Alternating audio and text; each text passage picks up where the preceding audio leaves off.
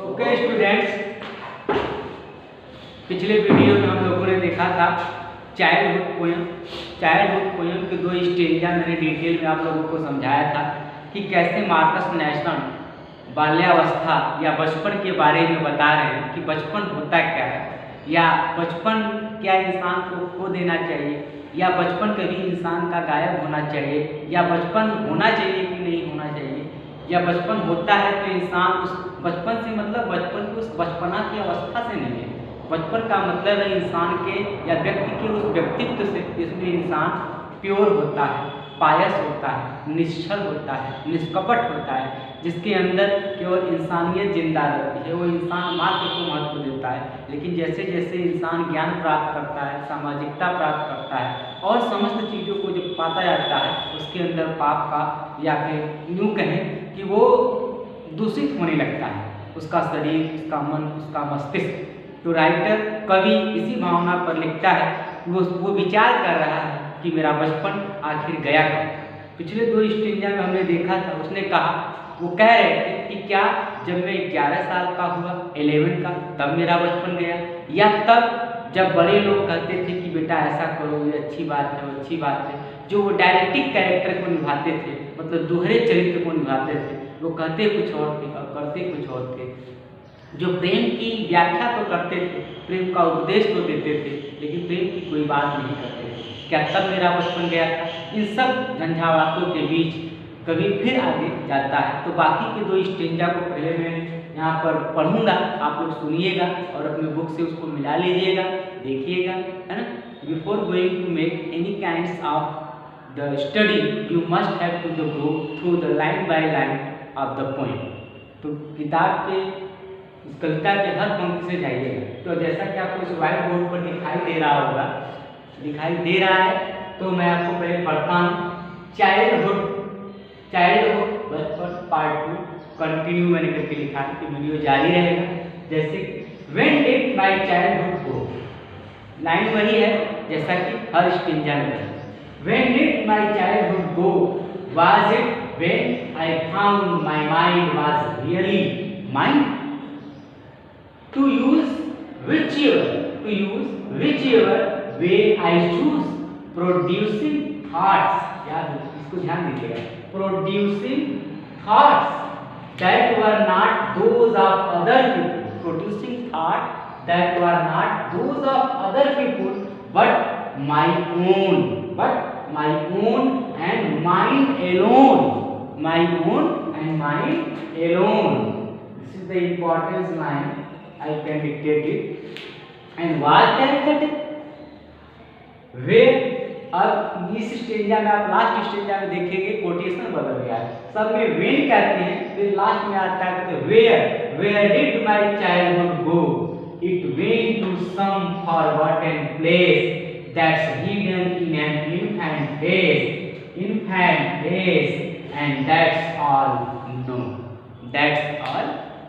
अब मुझे पता चला कि मेरा बचपन कहाँ गया। बचपन जाता नहीं। इंसान अगर पायस बना रहे, प्योर बना रहे, तो उम्र बदलता है, जीवन बदलता है, लेकिन वो चरित्र चिरंतन होता है। तो देखते हैं, व्हेन डिड माय चाइल्डहुड गो, तो कहते हैं कहाँ गया मेरा बचपन, कहाँ गया। Was it when I found my mind was really mine, क्या तब जब मुझे पता चला कि मेरा मस्तिष्क मेरा है।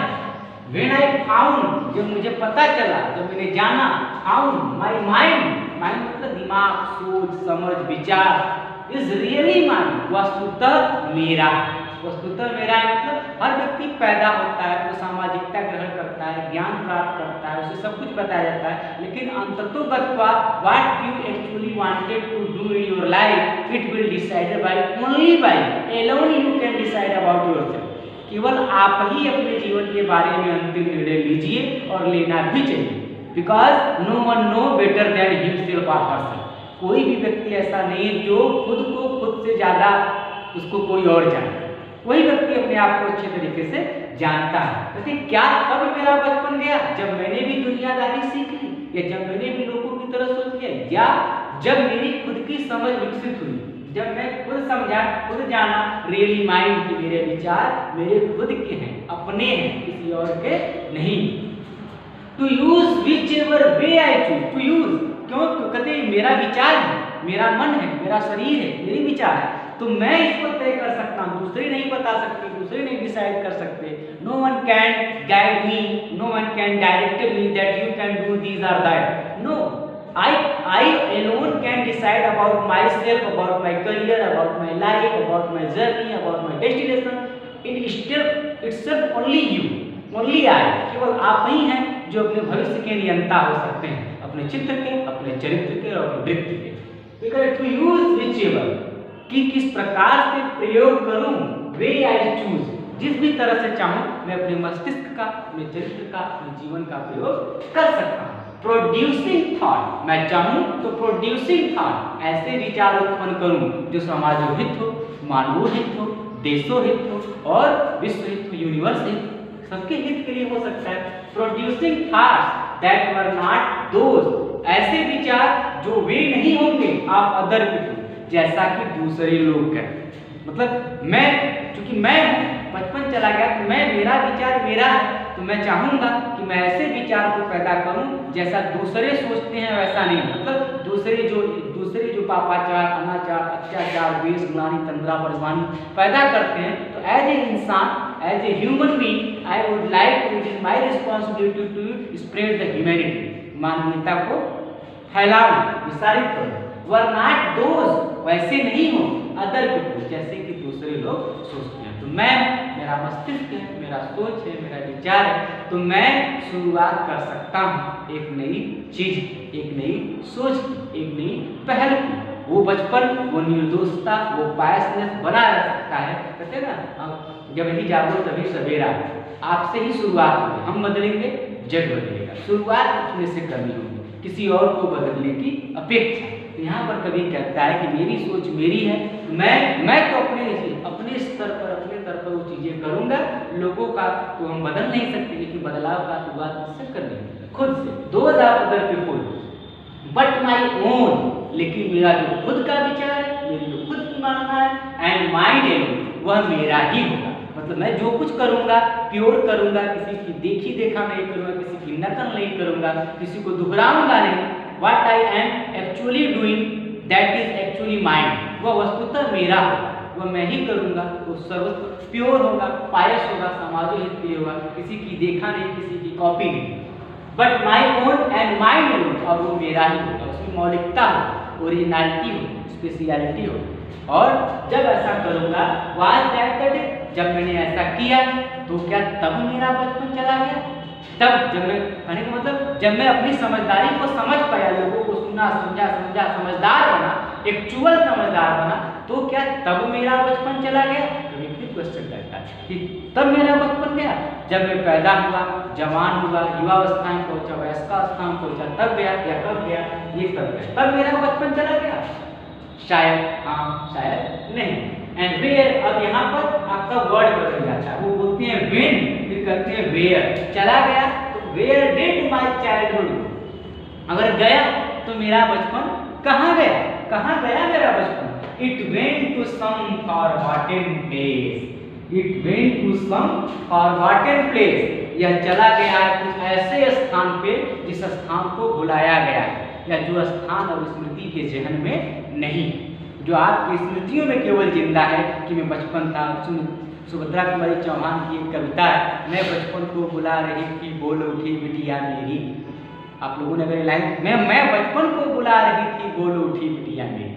मतलब हर व्यक्ति अपने बचपन को जब जिंदा जीना चाहता है, अगर कोई व्यक्ति, तो वो अपनी संतान में ही जीता है, अपने बच्चों में ही जीता है। उस बच्चों में, उस संतान में वो अपने बचपन को खोजता है, अपने बचपन को पाता है, वो जिंदा दिली, वो एहसास उसे प्राप्त होता है। यही राइटर आप लिख रहे हैं, कभी भी लिख रहे हैं, it went to some forgotten place, चला गया है किसी अदृश्य स्थान पे, ऐसा स्थान जहाँ पर भुला दिया गया है। That's hidden in infant phase, और वो स्थान कहाँ है?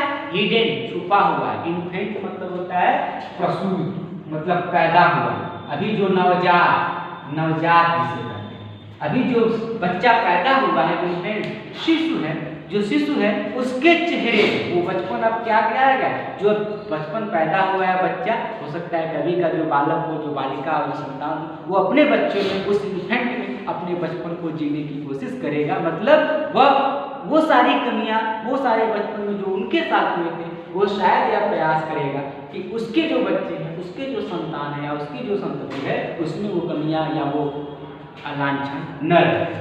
And that's all I know. अब मैं जान गया कि मेरा बचपन कहाँ गया है। Actually ultimately the poet able to know, aware to know about where his childhood has gone, and he decided that his childhood can be preserved in his upcoming or elaborating child who has on the earth। जो इस धरती पर हैं, जो चीज़ों में हैं, उसमें वो बचपन को ढूंढेगा।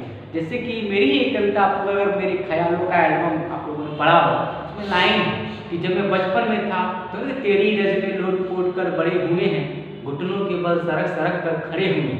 बचपन था तो मिट्टी से कोई हमें दुख दरिद्रता नहीं, लेकिन जब जैसे जैसे हम बड़े होने लगते हैं, सो काल समझदार बनने लगते हैं, तो मिट्टी हमें गंदगी समझ में आती है समय के साथ। तो वो बचपन का जो निश्चलता थी, निश्चलता के कारण मिट्टी अच्छी थी, लेकिन आज समझदार होने के कारण मिट्टी क्या होगी, गंदगी हो गई है, गंदा हो गया है।